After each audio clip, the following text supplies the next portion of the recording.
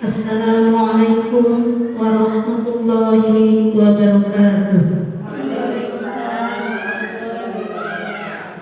Alhamdulillahirabbil alamin. Wassalatu wassalamu ala asrofil anbiya'i wal mursalin wa ala alihi wa sahbihi ajmain. Amma ba'du. Yang terhormat Ibu Kepala Sekolah SD Negeri Kedebru, yang terhormat teman-teman guru dari kelas 1 sampai kelas 6, puji syukur marilah kita panjatkan kehadirat Allah Subhanahu wa Ta'ala, yang mana pada pagi hari ini kita dapat berkumpul bersama dalam acara diseminasi budaya positif. Salawat serta salam semoga terlimpahkan kepada baginda kita Nabi besar Muhammad sallallahu alaihi wasallam. Hadirin yang berbahagia, untuk meningkat acara, marilah kita bacakan susunan yang akan kita lalui pada pagi hari ini. Acara yang pertama, pembukaan. Yang kedua, sepatah kata. Yang ketiga, diseminasi budaya positif. Selanjutnya, tanya jawab. Dan yang terakhir, penutup atau doa. Hadirin, untuk pembukaan, marilah kita sama-sama buka dengan membaca basmalah. Mudah-mudahan acara kita berjalan dengan lancar sampai akhir. Selanjutnya, sepatah kata dari Ibu Kepala Sekolah SD Negeri Kedebru kepada Ibu Lia Hairia SPD, kami persilakan.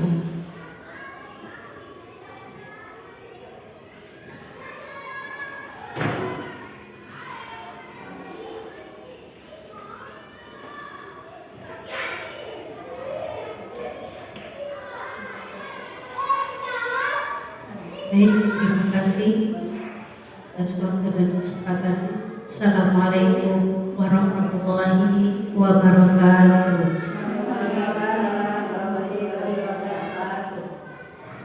Alhamdulillahirabbil alamin wa bihi nasta'inu ala umuri dunya waddin. Wassalatu wassalamu ala asyrofil anbiya'i wal mursalin wa ala alihi wa sahbihi ajmain.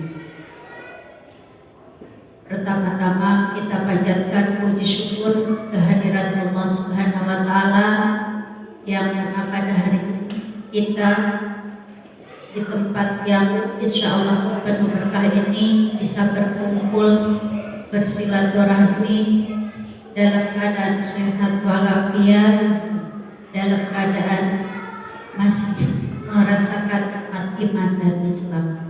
Salawat serta salam semoga tetap terlimpah curahkan kepada junjungan kita Nabi besar Muhammad sallallahu alaihi wasallam. Sebelumnya saya mengucapkan banyak terima kasih kepada Ibu Bapak semua yang sudah berkenan hadir untuk mengikuti acara pemaparan diseminasi atau pemahaman penerapan tentang budaya positif. Ini merupakan salah satu upaya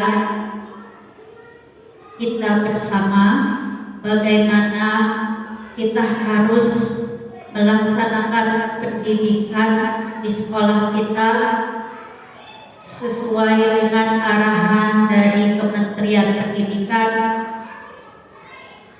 dengan kurikulumnya, yaitu kurikulum Merdeka. Bagaimana kita sebagai seorang pendidik harus tetap belajar dan belajar agar kita tidak tertinggal, agar kita bisa menyesuaikan diri. Karena sesuai dengan filosofi Ki Hajar Dewantara, peserta didik kita sekarang ini tidak bisa kita samakan dengan ketika kita dulu bersekolah, ya, sudah berbeda. Untuk itu saya harap acara diseminasi ini bisa dipahami, bisa bermanfaat baik bagi kita sebagai guru maupun nanti penerapannya pada peserta didik. Mungkin tidak banyak yang bisa saya sampaikan, ya. Mohon nanti untuk diikuti dengan sebaik mungkin, mudah-mudahan bermanfaat. Hanya itu saja. Terima kasih atas waktunya. Wabillahi taufiq wal hidayah. Wassalamualaikum warahmatullahi wabarakatuh.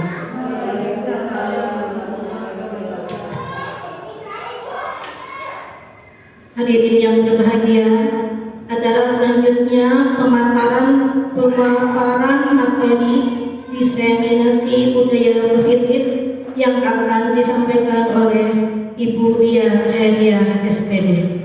Kepadanya dipersilakan.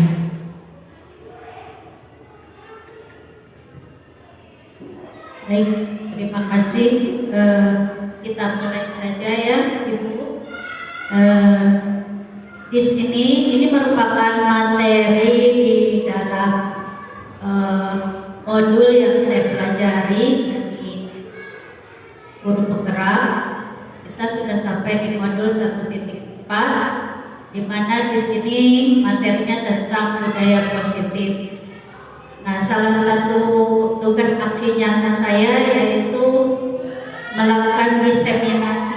Diseminasi ini maksudnya menyebarkan pemahaman dan penerapan pengalaman tentang budaya positif.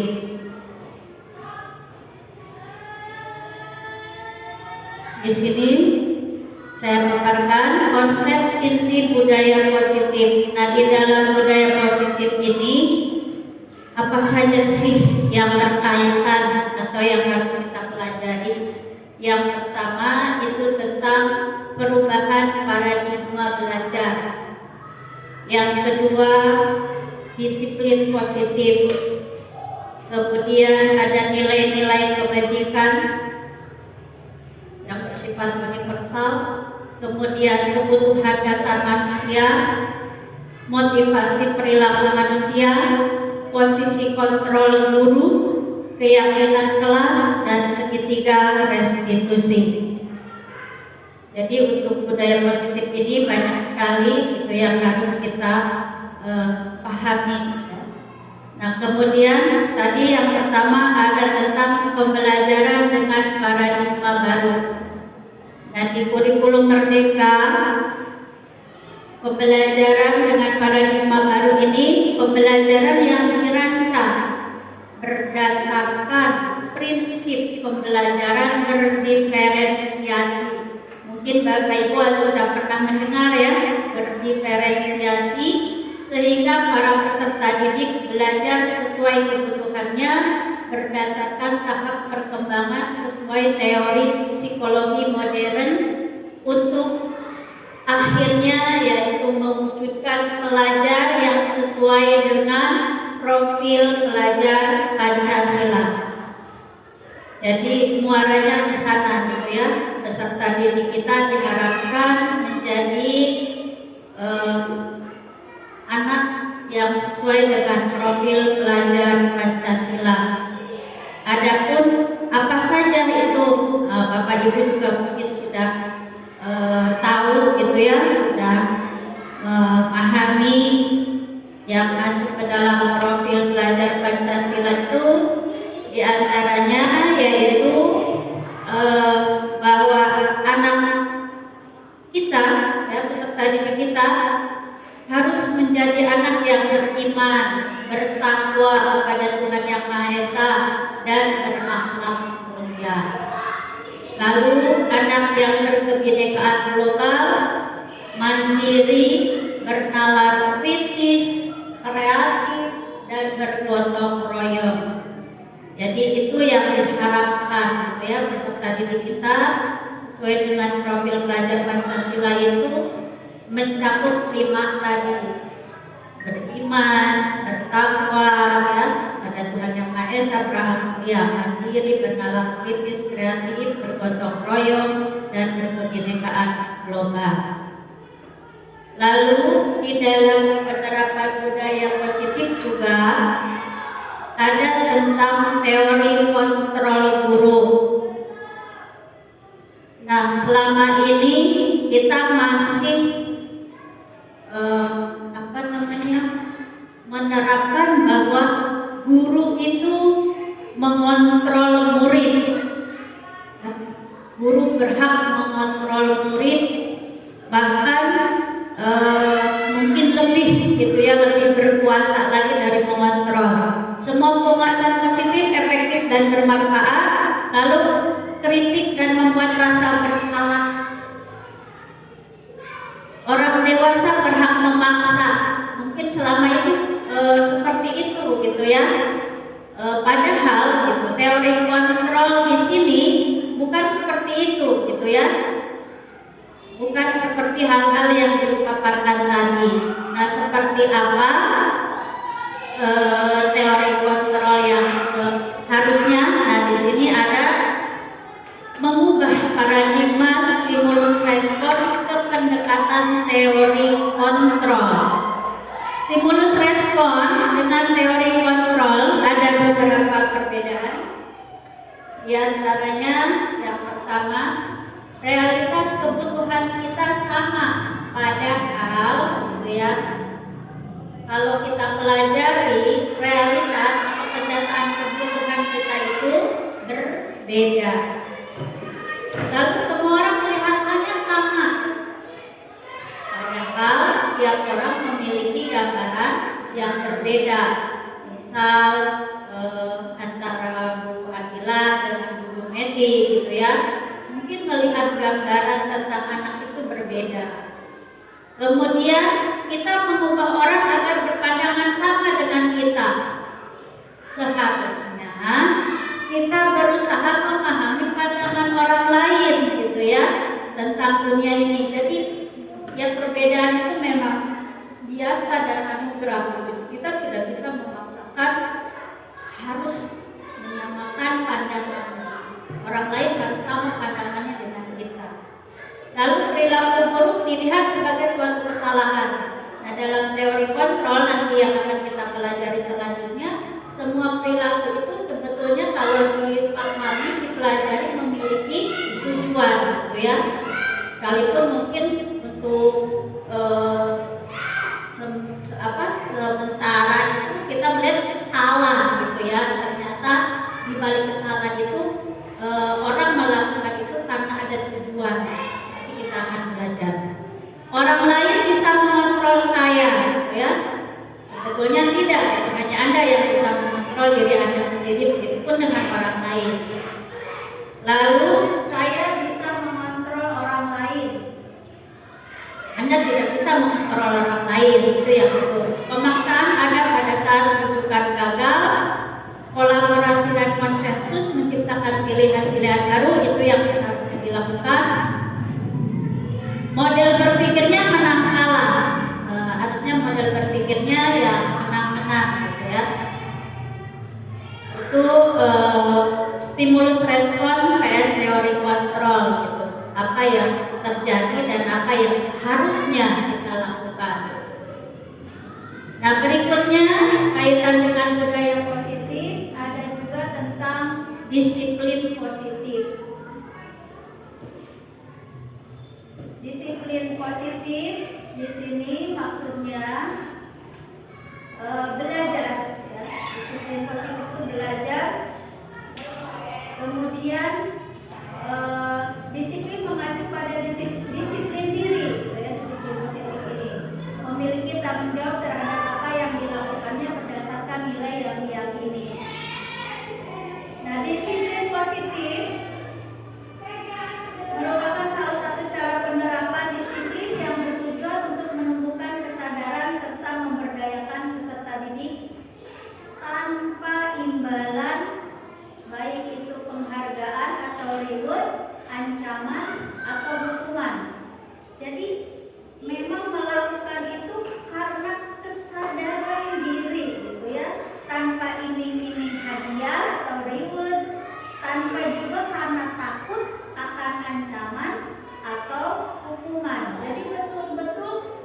dari kesadaran diri.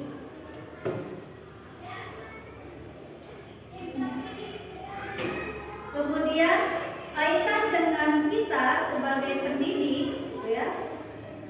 Tujuan kita adalah menciptakan peserta didik yang memiliki disiplin diri sehingga mereka mampu berperilaku mengacu pada nilai-nilai kebajikan universal.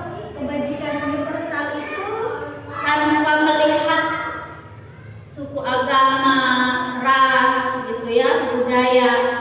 Nanti kita akan lihat apa saja nilai kebajikan itu, dan memiliki motivasi intrinsik. Intrinsik itu dari dalam diri sendiri, gitu ya, bukan dari luar. Dalam apa? Dalam hal perubahan perilaku ke arah yang lebih baik. Itu tujuan kita, gitu ya, Bapak Ibu. Kita menginginkan hal itu pada siswa-siswa kita. Nah, kemudian nilai-nilai kebajikan. Apa sih itu nilai kebajikan? Nah, nilai kebajikan di sini nilai yang disepakati bersama, terlepas dari suku bangsa, agama, bahasa maupun latar belakangnya. Nah, di sini ada beberapa nilai kebajikan. Kalau dalam profil belajar Pancasila ada beberapa ya, contohnya bukan satu: beriman dan bertakwa, berkebinekaan global, gotong royong, mandiri, kreatif, bernalar, kritis. Itu nilai kebajikan. Ada lagi yang disampaikan Aibo Primaries Program atau PIP. Apa saja nilai kebajikan itu? Sikap toleransi, rasa hormat, integritas, kemudian mandiri, menghargai, antusias, empati, keingintahuan, kreativitas, kerjasama, percaya diri, komitmen. Itu juga merupakan nilai-nilai kebajikan. Kemudian ada juga tentang keterampilan hidup. Apa saja nilai kebajikan yang masuk ke dalam keterampilan hidup atau life skill ini? Di antaranya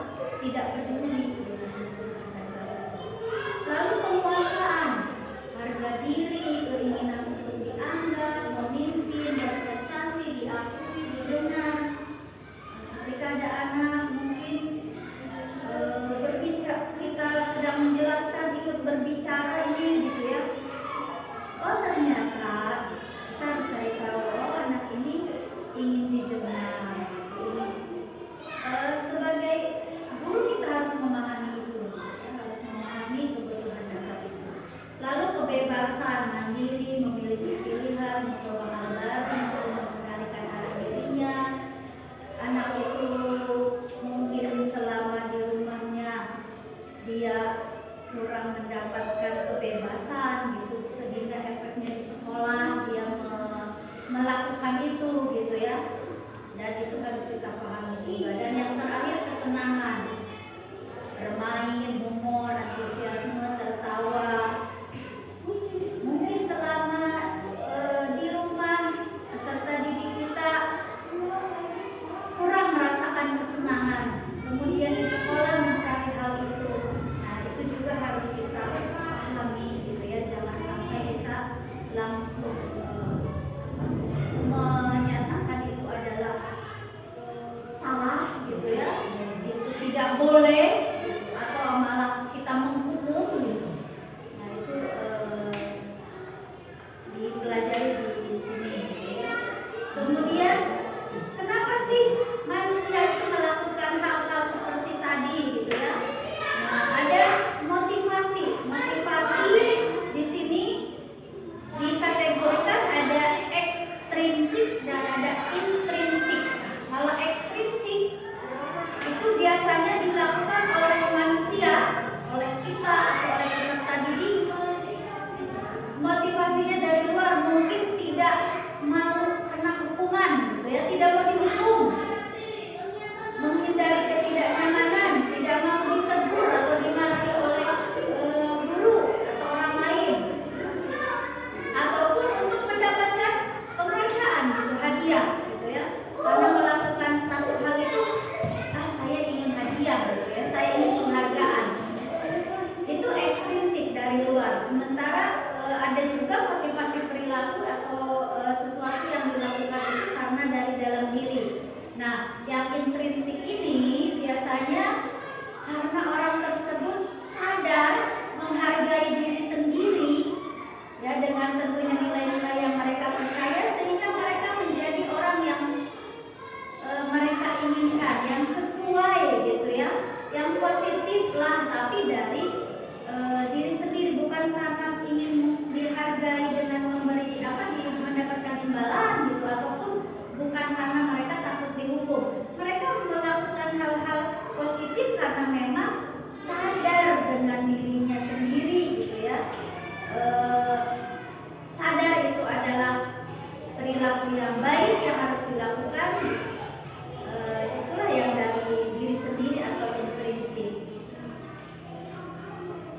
Nah, kemudian berbicara hukuman atau konsekuensi dan restitusi. Jadi kita kategorikan itu dalam kita melakukan upaya terhadap peserta didik itu ada berupa hukuman, ada konsekuensi, dan ada restitusi, yang mana itu tentu saja berbeda. Hukuman itu biasanya tidak terencana atau tiba-tiba.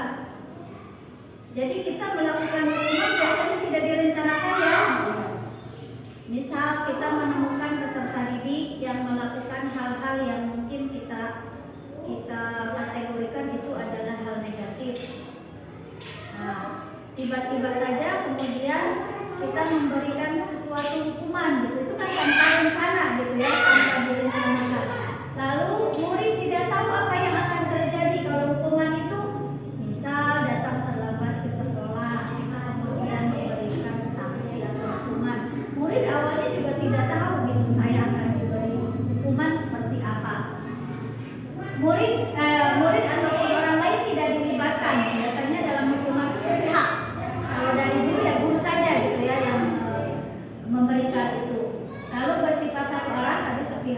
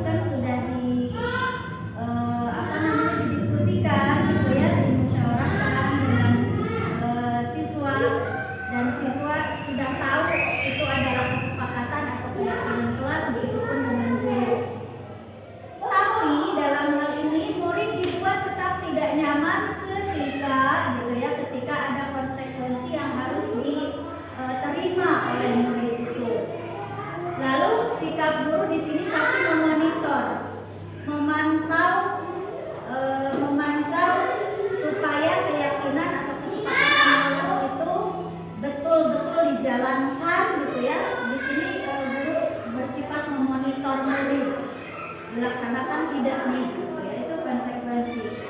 Nah, satu lagi restitusi, apa bedanya gitu dengan konsekuensi? Tadi kalau dengan hukuman sudah pasti jelas.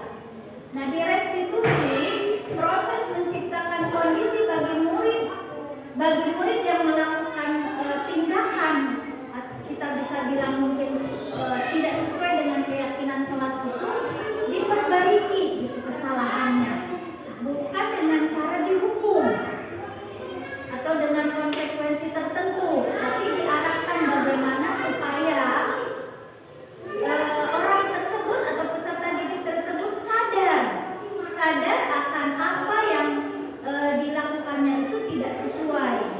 Nah, di sini terjadilah proses kolaboratif, baik yang mengajarkan murid untuk mencari solusinya. Jadi si murid itu merasa dihargai dan dia diberikan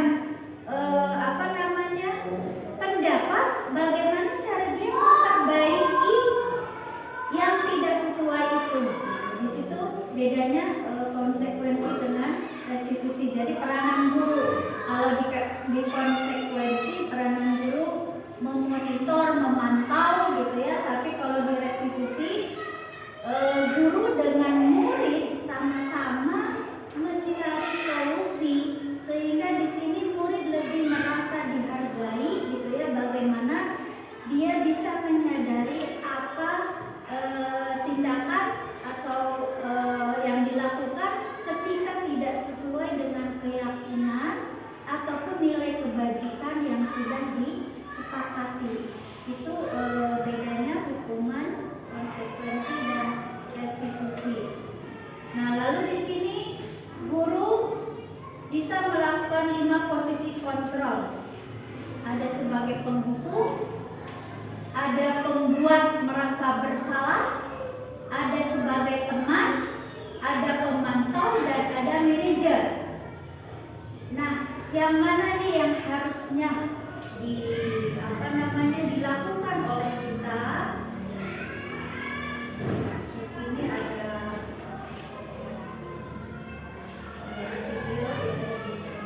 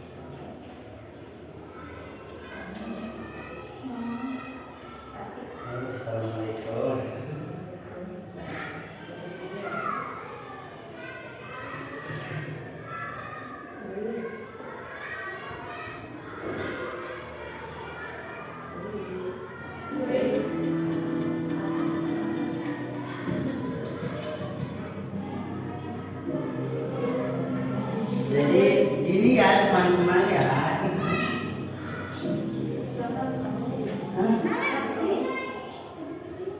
Sini kamu. Udah. Selamat pagi Bu. Selalu terlambat. Kamu deh pasti terlambat. Maaf Bu, saya Apa coba? Alasan kamu apa lagi? Kapan sih kamu tidak terlambat? Malas sekali ya kamu jadi anak. saya Dasar pemalas. Gak kapok-kapok sih kamu. Sudah berapa kali terlambat? Sana, kamu keliling lapangan basket 2 kali. kenapa saya harus keliling lapangan basket Bu? Kenapa? Kamu lawan ibu. Berani Sudah terlambat, masih berani jawab pula. Sekarang, keliling lapangan basket 5 kali sekalian. Biar kapok. Cepat, pergi sana ke lapangan basket. Posisi penghukum biasanya berbicara dengan nada tinggi, menghardik, menunjuk-nunjuk, menyakiti, dan menyindir. Hukuman bisa berupa fisik maupun psikis. Ibu dan bapak guru hebat. Dampak yang terjadi pada murid ketika guru berada pada posisi penghukum adalah murid cenderung akan memberontak, bahkan menyimpan dendam.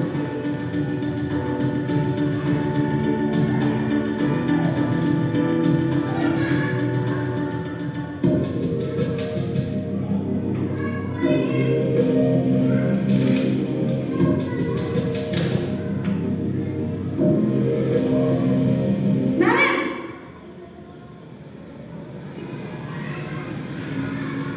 Selamat pagi Bu. Naren, kamu kenapa terlambat lagi, nak? Ya Tuhan, Naren, kamu senang ya bikin ibu susah ya? Kalau kamu terlambat lagi, nanti ibu yang ditegur bapak kepala sekolah, nak. Disangka ibu tidak bisa membina kamu. Duh, gimana ini? Maaf Bu. Duh Gusti Naren, kamu suka ya kalau ibu ditegur bapak kepala sekolah? Terus, sekarang ibu harus tulis apa ini di buku absen? Ini kamu sudah sering terlambat loh. Ibu harus apa coba? Maaf Bu. Maaf sekali. Ya sudah, lain kali jangan bikin ibu susah lagi ya nak ya. Ibu tidak akan kuat lagi kalau kamu begini terus. Bisa jantungan kalau ibu tegur bapak kepala sekolah. Sana cepat ke kelas. Maaf ya Bu. Maaf sekali.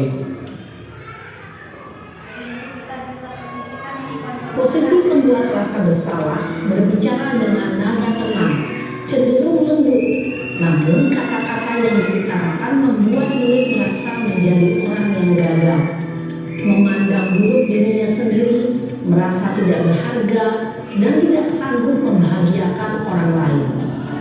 Ketika guru mengambil posisi pembuat rasa bersalah, murid akan menganggap dirinya yang bersalah dan ia akan menyimpan emosi negatif tersebut di dalam dirinya.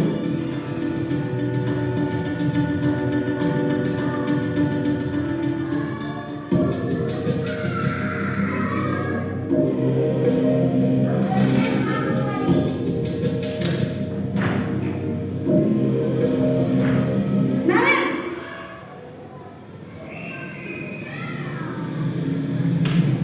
Selamat pagi Bu. wah sudah jam berapa ini nak? Terlambat lagi ya sayang. Iya Bu. Habis ibu saya lupa membawakan saya Bu. Kamu malah menyalahkan ibu kamu. Kamu bukannya anak yang larinya paling kencang. Kok terlambat sih? Iya Bu. Saya memang terlambat bangun tadi. Jadi biarpun saya lari kencang, tetap gak kekejar Bu. Ya sudah sana. Nanti lain kali larinya lebih kencang lagi ya. Biar gak terlambat lagi. Bikin senang ibu. Demi ibu. Bisa kan? Bisa lah Bu. Ya sudah sana masuk kelas. Ibu beresin urusan absen kamu. Kamu ini ada-ada saja. Dalam posisi tenang, guru berbicara dengan nada suara ramah, akrab, cenderung bersenda gurau untuk menjaga suasana tetap santai. Murid akan merasa senang, aman, dan akrab dengan guru. Identitas yang tercipta adalah identitas sukses atau berhasil. Namun, perlu diingat, karena ini masih dorongan eksternal, maka ada faktor ketergantungan dari murid kepada orang tertentu. Di sini guru absennya, sehingga di lain waktu murid bisa berperilaku baik, namun hanya kepada orang-orang tertentu saja.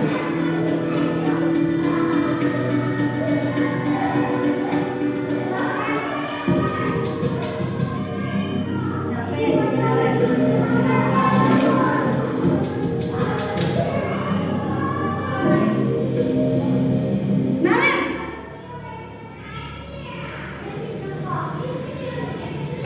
Selamat pagi Bu. Nah Ren, apa peraturan sekolah kita tentang jam berapa kita harus masuk sekolah nak? Kita harus di sekolah jam 7 Bu. Iya betul, sekarang sudah jam 7.20. Naren sudah tahu konsekuensinya jika terlambat hadir. Paham Bu, saya harus tinggal kelas pas jam istirahat selama 20 menit. Iya benar, konsekuensinya demikian. Jadi nanti jam 9.30 pas istirahat, kamu harus tinggal di kelas, kerjakan tugas tambahan untuk ketertinggalan kamu, ya? Baik Bu. Posisi pemantau mengandalkan penghitungan atau data untuk mengontrol murid. Guru mengarahkan murid berdasarkan peraturan dan konsekuensi. Seorang pemantau menunjukkan bahasa tubuh dan ekspresi wajah yang datar dan cenderung formal.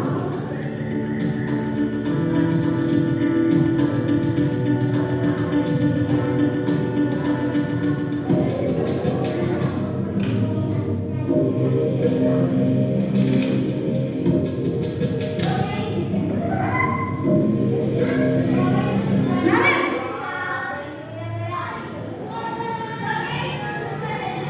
Selamat pagi Bu. Selamat pagi Naren.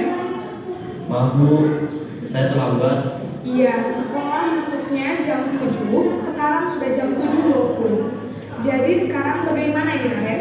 Maaf Bu, saya lupa setel alarm saya semalam. Baiklah, menurut kamu, keyakinan sekolah yang mana yang perlu kamu tingkatkan? Menghargai diri sendiri dan orang lain mungkin ya Bu. Setuju. Jadi, apakah Naren meyakini prinsip saling menghormati tersebut? Iya Bu, saya meyakininya. Apakah Naren bersedia memperbaiki masalah keterlambatan ini? Bersedia Bu.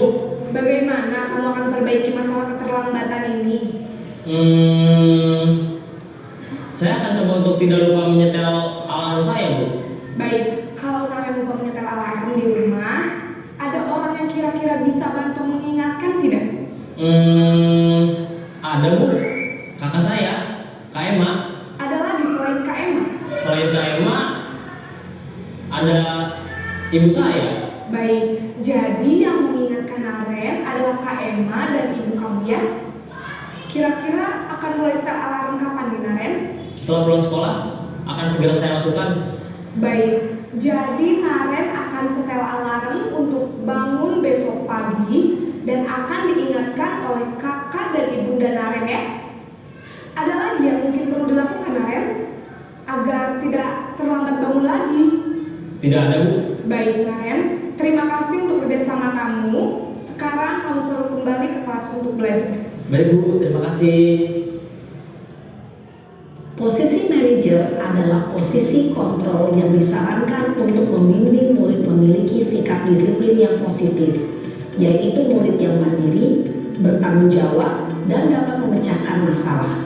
Tujuan dari posisi ini adalah agar murid dapat berefleksi atas tindakannya.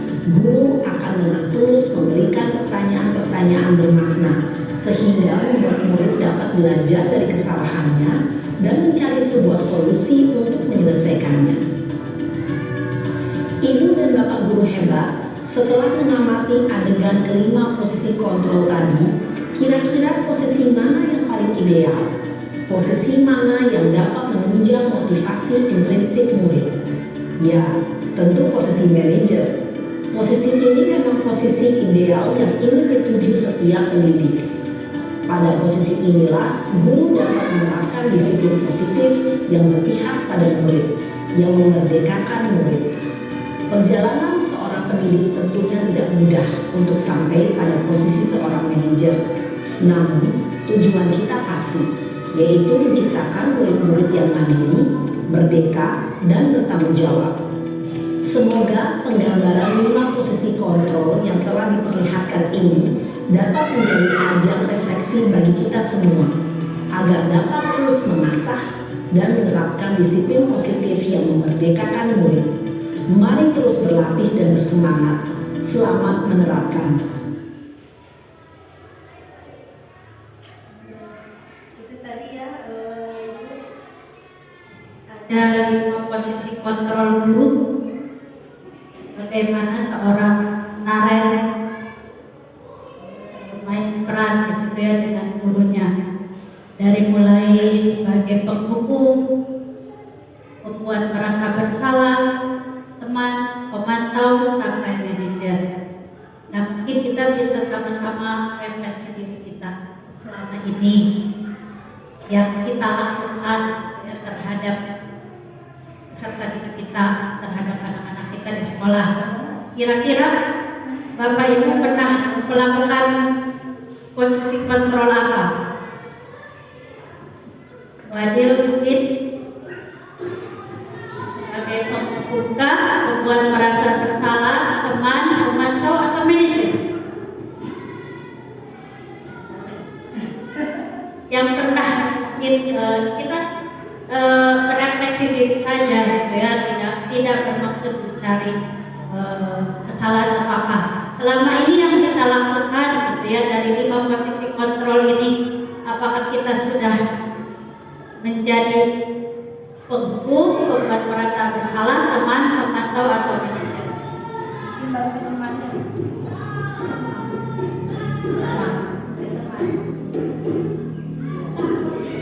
Tadi aku nyampe ke teman, kayaknya seperti itu. Apa belum ketahui sebelumnya? Sampai dengan posisi kontrol menjadi teman gitu ya. Nah, kalau tadi dari contoh Ibu bisa pahami itu bagaimana kalau kita di posisi penghukum. Intinya kalau penghukum itu menjas gitu ya, menjas anak.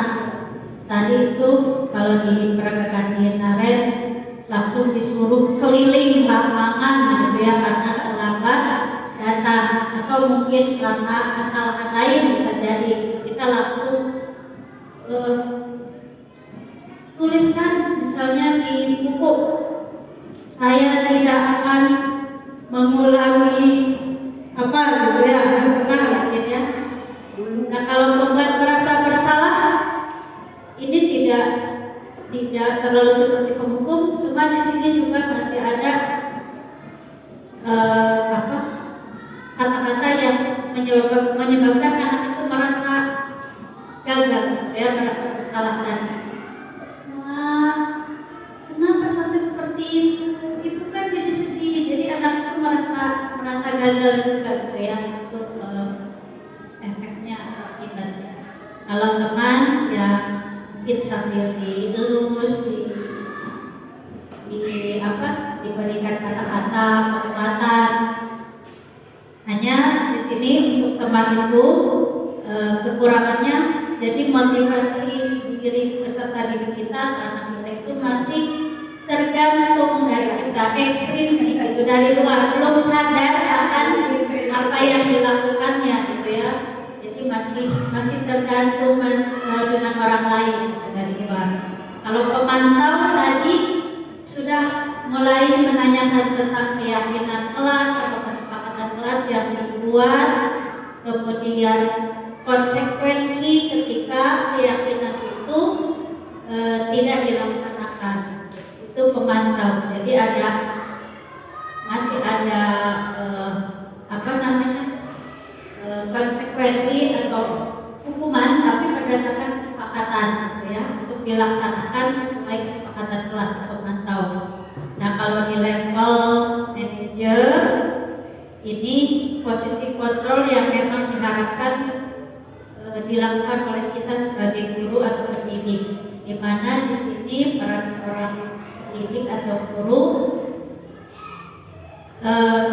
selain melihat kesepakatan kelas atau keyakinan kelas, peserta didik atau anak yang tidak melaksanakan keyakinan atau kesepakatan kelas tersebut diajak berdialog, ya, diajak berdialog, berbicara, sehingga anak itu sendiri yang tahu, sadar akan kesalahannya gitu ya. Tidak melakukan keyakinan kelas itu yang mana gitu, yang sepakat itu yang dilanggar itu yang mana, yang tidak dilaksanakan. Jadi dari anak, bukan dari kita, bukan dari guru yang mengatakan kamu sudah melanggar gitu. Tidak gitu ya. Jadi posisi manajer ini anak yang kita hanya mengarahkan kesepakatan kelas mana yang tidak dilaksanakan. Nanti anak akan berpikir sendiri, kemudian setelah tahu, jadi ada manajer itu nanti ada 3 poin ya, ada di slide berikutnya apa saja yang harus dilakukan oleh seorang guru ketika menjadi posisi kontrol manajer, juga menstabilkan identitas, menanyakan keyakinan, ya. Nah itu dilakukan. Jadi diharapkan dalam posisi kontrol ini kita sebagai guru idealnya gitu ya sudah melaksanakan posisi manajer. Hindarilah sebagai penghukum yang sekarang pandangannya lagi kita menghukum anak dan jangan sampai. Kemudian kita lihat berikutnya. Nah, 5 contoh penerapan yang posisi kontrol tadi, ini kata-kata yang mungkin diucapkan ketika kita menjadi penghukum. Hormat kamu pada bendera selama 1 jam, ya. Walaupun merasa bersalah tadi, berapa kali Bapak memberitahu kamu selalu saja mengecewakan. Sedangkan teman, ayo dong ikuti aturan sekolah, tolong bantu ibu bapak sekali ini saja ya sudah, tidak apa-apa. Tapi jangan sampai berbuat seperti ini lagi. Kalau pemantau tadi itu ya, kamu sudah melanggar peraturan sekolah, kamu tahu konsekuensinya. Setelah upacara kamu beli atributnya. Kalau misal dia tidak lengkap dengan atribut di manajer, nanti sudah dengan kata-kata, apakah kamu tahu kesalahanmu? Jadi anak dibawa berpikir gitu ya tentang kesalahan yang dilakukannya. Kira-kira bagaimana kamu memperbaiki kesalahanmu? Jadi dari anak sendiri juga gitu ya, kita hanya mengarahkan. Diharapkan itu motivasi intrinsik dari dalam diri yang dilakukan oleh anak. Nah di sini ada beberapa ya kalimat yang mungkin bisa dipahami, itu masuk ke posisi kontrol mana? Saya kecewa sekali dengan kamu. Posisi kontrol apa kira-kira? Saya kecewa sekali dengan kamu. Dari lima tadi, dari penghukum, kemudian pembuat merasa bersalah, teman, pemantau, dan manajer.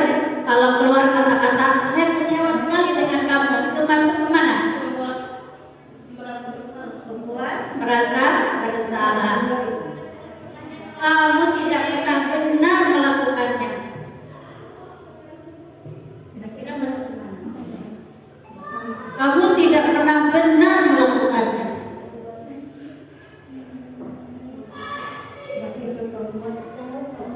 Penghukum ya, sudah menjelaskan ya, apa rencana untuk menyelesaikan masalah ini? Manajer, kamu tidak pernah mendapat nilai jika tidak mengerjakan tugas. Tidak pernah mendapat nilai jika tidak mengerjakan tugas. Atau ya, jadi itu beberapa kalimat yang kalau diucapkan kita sudah bisa memahami, oh ini masuk ke kontrol yang mana gitu ya. Nah kaitannya dengan 5 kontrol tadi, kita kalau di manajer itu ada kaitannya dengan keyakinan kelas. Kenapa sih harus keyakinan kelas? Mengapa bukan peraturan yang dilakukan? Nah, di sini kenapa harus keyakinan kelas? Karena keyakinan kelas itu bersifat abstrak ya. Kemudian universal, ada nilai-nilai kebajikan, dibuat dalam pernyataan positif. Jadi universal tuh keyakinan kelas tuh gak usah terlalu banyak ibu kalau kita mau bikin, khawatir banyak-banyak tidak bisa dilaksanakan gitu ya. Jadi poin-poin penting saja gitu yang dibuat di dalam keyakinan kelas, di mana ketika disimpulkan itu mengandung pernyataan universal gitu ya, nilai kebajikan. Misal rasa hormat Nah, contoh kemudian dibuat dalam pernyataan positif. Sedikit saja ya biar tidak lupa anak, kalau kebanyakan anak malah tidak melaksanakan semua nanti. Kemudian semua warga sekolah, warga kelas dilibatkan saat membuat keyakinan kelas. Ini maksudnya Bapak Ibu. Berupa pernyataan universal dan dibuat pernyataan positif. Misal, masuk kelas tepat waktu. Ya, misalnya keyakinan kelasnya masuk kelas atau hadir di kelas tepat waktu. Kalau mau ditambahkan pukulnya pukul berapa silahkan. Nah, sifat universal nilai kebajikannya apa gitu ya? Ketika anak itu masuk kelas tepat waktu, berarti nilai kebajikan yang diinginkan yaitu disiplin. Dengan anak bisa masuk kelas tepat waktu, berarti nilai kebajikan yang diharapkan yaitu disiplin. Nah, lalu dibuat dalam pernyataan positif tadi itu, masuk kelas atau datang ke kelas tepat waktu. Jangan dibuat tidak datang terlambat. Nah, kata tidaknya itu masuk ke dalam kalimat negatif gitu. Jadi harusnya dibuatnya tulisannya itu masuk kelas atau datang ke sekolah tepat waktu. Itu dibuat dalam kalimat positif maksudnya ya. Atau misalnya lagi salah satu kesepakatan kelas melaksanakan tugas tiket. Nilai kebajikan apa yang diharapkan? Berarti bertanggung jawab. Itu nilai kebajikannya. Kalimat positifnya tadi. Jadi jangan sampai misalnya tidak melaksanakan tiket diberikan sanksi apa gitu ya. Itu kalimatnya negatif. Jadi harus yang positif. Itu untuk pembentukan keyakinan kelas. Nanti mungkin kalau bisa gitu ya dibuat dengan murid, bukan kalau bisa harus ya, ini Ibu harus dibuat keyakinan kelas ini. Tadi poinnya ya, jangan terlalu banyak juga. Karena apa? Kalau banyak nanti malah tidak ingat gitu ya, sehingga malah tidak dilaksanakan. Dan dibuat bersama-sama gitu ya dengan siswa. Kemudian bicara segitiga restitusi, ini kaitannya dengan proses kontrol guru sebagai manajer. Dalam segitiga restitusi ini terjadi dialog antara guru dengan murid ya, di mana nanti murid akan dengan sendirinya timbul motivasi intrinsik dan menjadi mandiri sekaligus bertanggung jawab. Nah, dalam segitiga restitusi ini, satu, guru harus menstabilkan identitas. Nanti ada contohnya ya. Kemudian validasi tindakan yang salah, menanyakan keyakinan. Nah, ketika kita menemukan siswa atau peserta didik yang tidak melaksanakan keyakinan kelas, nah yang harus kita lakukan, kita ajak dialog. Nah, dalam dialog tersebut pertama yaitu menstabilkan identitas. Nah, misal ketika anak itu diajak dialog lalu menyampaikan alasannya, gitu ya, ditanya mengapa sampai berbuat seperti itu. Nah, kita harus menstabilkan identitas, menstabilkan jiwa dan pikiran anak. Berbuat salah itu wajar karena manusia tidak luput dari kesalahan, ya. Kemudian tidak ada manusia yang sempurna. Ibu atau bapak juga itu pernah melakukan hal itu, gitu. Jadi dibuat anak itu supaya dia berbuat salah gitu ya, tapi itu satu hal yang bisa kita terima gitu ya, karena tadi itu alasannya. Kemudian kita tidak ibu bapak tidak berusaha mencari siapa yang salah, tapi dalam hal ini mencari solusi. Jadi itu masuk ke dalam menstabilkan identitas gitu ya ketika dialog dengan anak-anak peserta didik kita. Nah setelah itu lanjut gitu ya, dialog itu masuk ke dalam validasi tindakan yang salah. Nah tadi kita sudah mewajarkan tindakannya, tapi gitu dilanjut gitu ya, tidak perlu sampai situ. Kamu pasti punya alasan mengapa melakukan hal itu. Misal makan gitu ya di kelas, tadi nggak kuat lapar gitu kan, wajar punya alasan. Kenapa lapar banget? Karena pagi tadi di rumah belum sempat sarapan gitu kan, ada alasannya. Padahal kamu bisa melakukan hal yang lebih buruk dari ini ya, tapi hanya sebatas itu yang dilakukan anak tersebut. Kamu patut bangga karena telah melindungi sesuatu yang penting buatmu. Misal ketika anak rebutan alat tulis dan kemudian mungkin terjadi pertengkaran, itu kan mempertahankan gitu ya, mempertahankan atau melindungi sesuatu yang menurut dia itu penting gitu ya. Jadi di sini kita validasi gitu ya, validasi tindakan yang salahnya itu, oh kamu mempertahankan sesuatu yang penting, atau kamu punya alasannya seperti ini gitu ya. Nah setelah validasi tindakan yang salah, kita baru masuk ke menanyakan keyakinan. Nah, berdasarkan keyakinan kelas yang kita sepakati, keyakinan kelas yang mana yang tidak kamu laksanakan gitu ya. Di situ baru kita masuk. Jadi anak itu nanti berpikir sendiri. Jadi kalau Naren kan dicontohkan, oh saya karena datang terlambat karena alarmnya katanya lupa menyetel alarm gitu ya. Nah terus diberikan apa terlambat.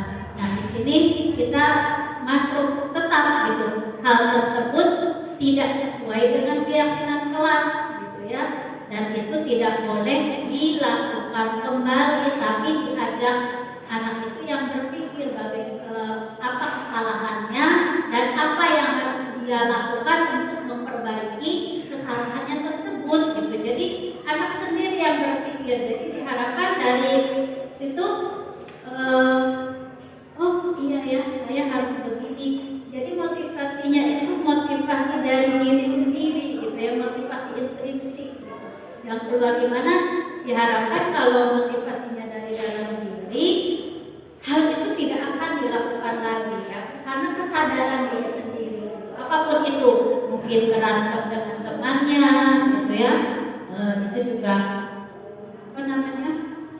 ketika besok-besoknya itu supaya tidak terjadi lagi, karena memang dia menyadari bahwa di sekolah itu harus menghargai orang lain misalnya ya, diri sendiri. Pokoknya itu muncul dari diri sendiri, dari dalam diri anak, dari faktor intrinsik.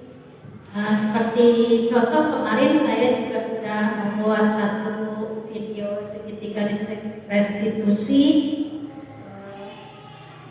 Ananda Azka ya, dalam satu peristiwa Azka waktu itu kasusnya adalah mencontek. Jadi anak itu dipanggil, diajak dialog, ditanya, tahu kesalahannya sendiri dan secara sadar mengatakan itu salah dan tidak akan dilakukannya lagi gitu ya. Itu dari diri anak. Jadi bukan kita yang langsung menjas, menghukum. Nah, itu yang tidak diharapkan gitu ya dalam penerapan budaya positif ini. Jadi diharapkan gitu ya, tadi yang masuk ke dalam budaya positif dari paradigma belajar, keyakinan kelas, kemudian kebutuhan dasar manusia gitu ya, ternyata banyak sekali yang harus kita pahami dari peserta didik kita gitu ya Bapak Ibu.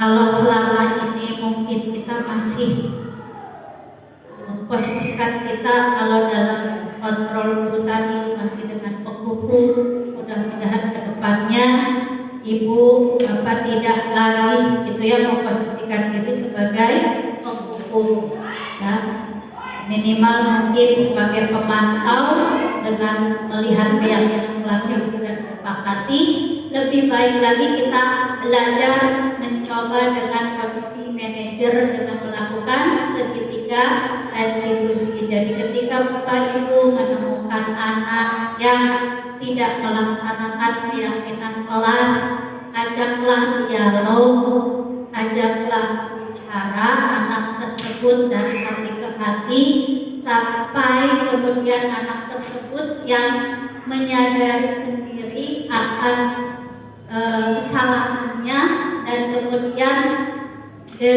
secara sadar juga tidak melakukan itu lagi, gitu ya. Itu yang diharapkan. Jadi semoga dari sini ke depan budaya positif ini bisa kita terapkan di sekolah kita. Ya. Bagaimana seharusnya kita sebagai guru atau pendidik memperlakukan atau melihat bagaimana karakter dari peserta didik kita yang memang bermacam-macam, ya. Kita harus mulai memahami diri, memahami peserta didik agar apa yang diharapkan sesuai dengan filosofi Ki Hajar Dewantara tentang pendidikan, gitu ya, yang pembelajaran yang berpihak kepada anak, gitu ya, itu bisa dilaksanakan. Hanya itu saja, gitu ya, materi yang bisa saya paparkan. Kurang lebihnya saya mohon maaf. Dan setelah sesi ini mungkin saya berikan waktu nanti untuk lanjut ke tanya jawab apabila ada materi yang mungkin kurang dipahami. Kita sharing bersama, ya. Terima kasih. Assalamualaikum warahmatullahi wabarakatuh.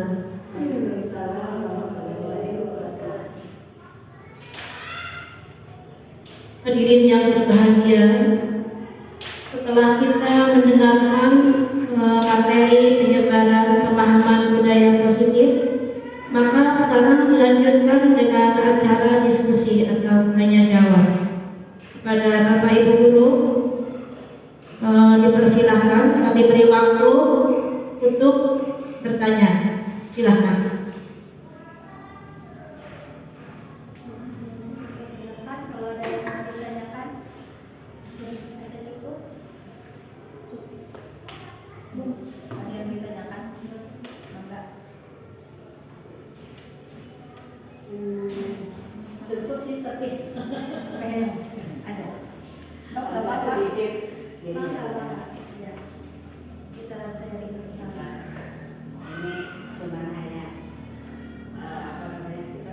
Assalamualaikum warahmatullahi wabarakatuh.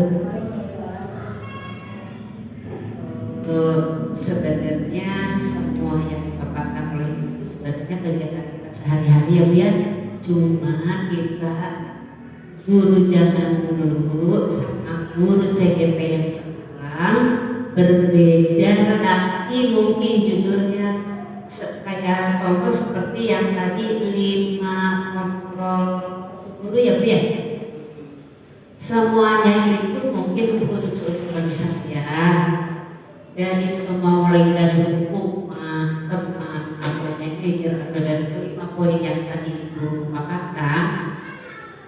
Kadang saya terutama dari semua poin itu ada, semuanya itu pernah melakukan, tetapi kita kadang judulnya yang kita kenal itu maksudnya ke apa sih? Terus kita melakukan hal yang kedua, misalnya yang teman ataupun yang lainnya dari 5 kontrol guru itu, kadang kita tidak menyadarinya. Ini tuh kita tuh, nah gitu kan, masuk seperti apa sih? Terus kita ini sama atau enggak sih? Nah, ketika barusan saya mendengarkan pemaparan Ibu, karena memang materi ini materi yang ketika ada kurikulum baru, ya Bu, ya. Nah, kalau zaman dulu, zaman jadul, kebetulan saya ini guru jadul Bu, ya, bukan guru yang sekarang, gitu kan. Dari mulai kurikulum ini, kurikulum itu segala macam berbeda. Ketika saya mendengarkan pemaparan dari Ibu, oh gitu. Ternyata selama waktu pertama saya jadi guru sampai sekarang, oh itu salah. Jadi menilai sendiri, mengintrospeksi sendiri gitu, tapi meskipun tidak setara, ya. Nah, jadi mungkin kiat-kiat untuk menjadi supaya guru yang people manager itu, mohon masukannya kira-kira yang simple, kira-kira kan kadang kita tidak terkontrol emosi ya Bu ya, ketika kita sudah di lapangan.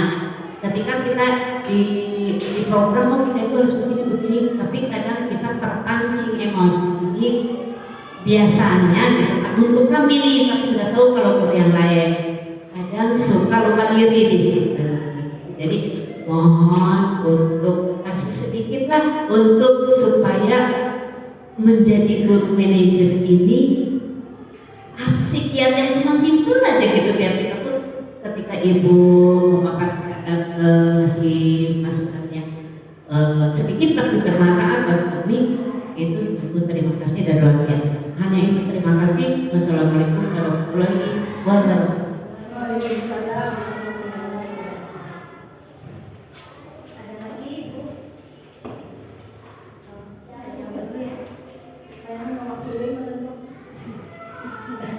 Baik, terima kasih atas pertanyaannya.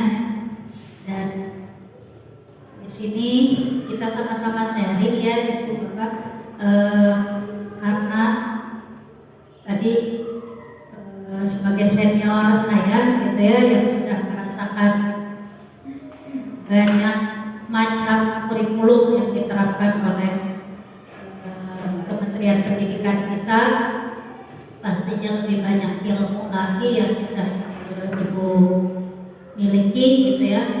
Nah, di sini tadi mungkin intinya bagaimana supaya kita sebagai guru mampu menerapkan posisi kontrol manajer gitu ya, dengan melaksanakan segitiga restitusi tadi. Sepemahaman saya gitu ya, ketika saya mempelajari modul ini, konsep inti budaya positif yang diharapkan itu terjadi gitu ya di sekolah.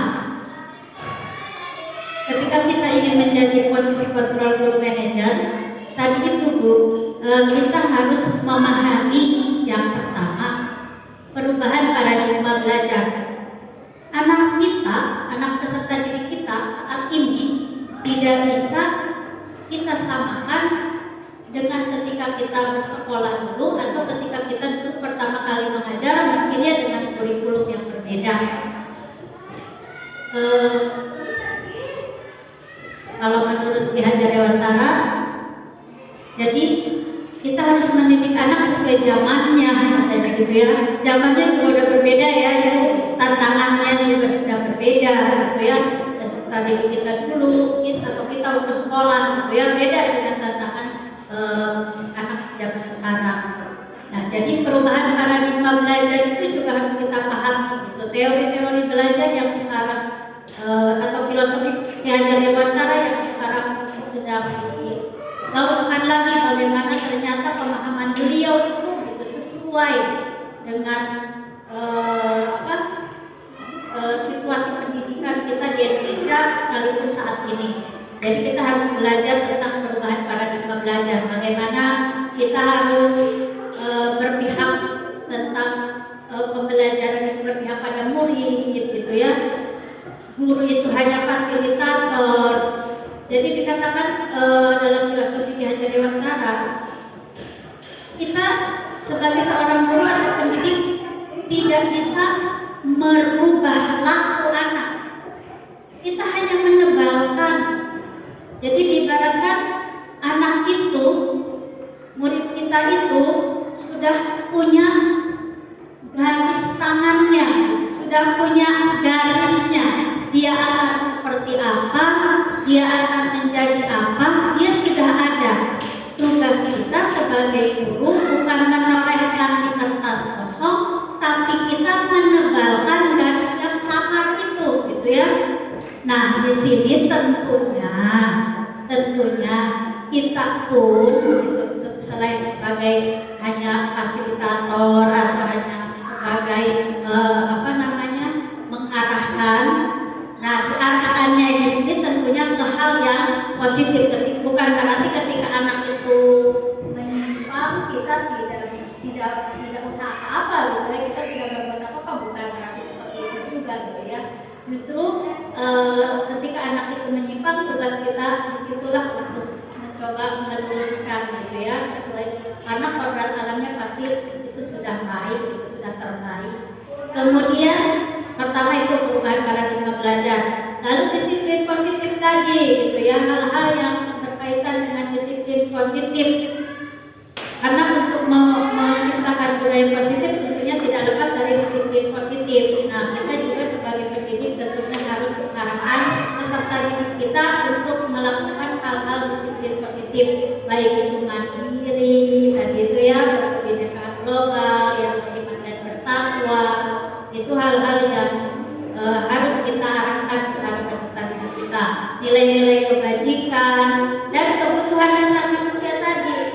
Ketika anak itu melakukan satu hal yang tidak sesuai dengan keyakinan atau kesepakatan kelas, nah disitulah kewajiban kita sebagai guru untuk mencari tahu kebutuhan dasar apa sih yang belum terpenuhi gitu pada diri anak itu.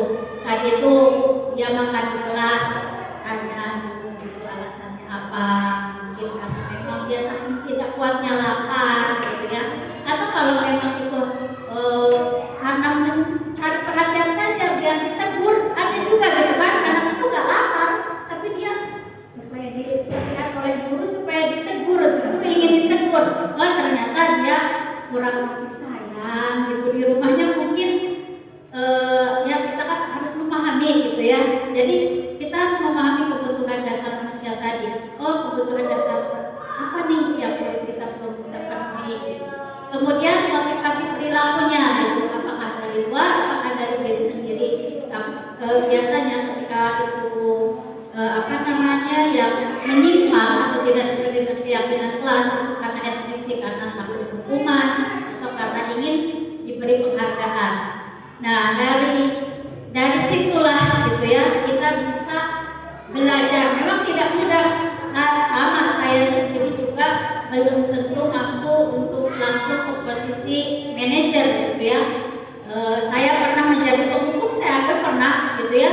Saya pernah langsung menghukum, dan mungkin karena kita sekarang tahu gitu, semoga tidak diulang lagi gitu ya, tidak terulang. Saya pernah sebagai posisi penghukum itu pernah ibu ya. Saya juga merasakan jadi ibu gitu dulu, langsung menghukum, menjas anak juga pernah.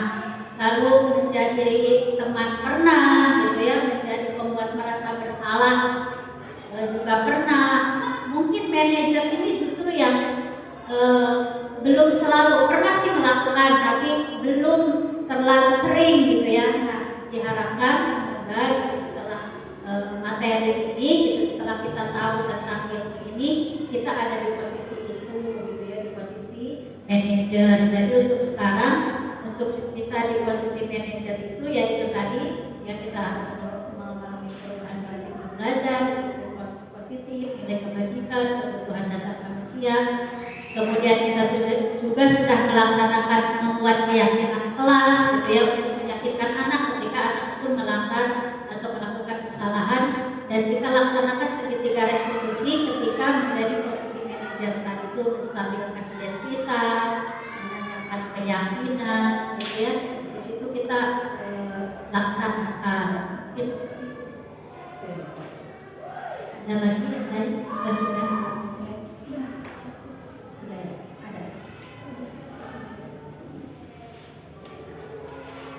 Bapak Ibu yang berbahagia, acara selanjutnya penutup, marilah kita tutup acara ini dengan bersama-sama membaca hamdalah. Saya sebagai pembawa acara